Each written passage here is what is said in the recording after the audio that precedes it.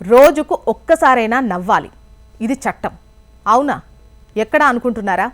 జపాన్లో. ఏ దేశంలో అయినా పాలనాపరమైన చట్టాలు చేస్తారు. నేరాన్ని అదుపులోకి తీసుకురావడానికి, ప్రజల సంక్షేమానికో ప్రభుత్వాలు నిబంధనలు రూపొందిస్తాయి. అయితే జపాన్లో మాత్రం ప్రతిరోజు అందరూ నవ్వాలని చట్టం చేయడం ఇప్పుడు చర్చనీయాంశంగా మారింది.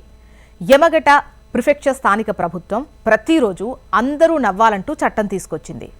శారీరక మానసిక ఆరోగ్యాన్ని పెంపొందించడంలో భాగంగానే ఈ నిర్ణయం తీసుకున్నట్లు తెలిపింది. శుక్రవారం ఆర్డినెన్స్ జారీ చేసింది కూడా. అలాగే నవ్వుల వాతావరణాన్ని ప్రోత్సహించాలని కంపెనీలను ఆదేశించింది. ప్రతి నెల 8వ తేదీని ప్రత్యేకంగా హాస్యంతో ఆరోగ్యం కోసం కేటాయించాలని తెలిపింది.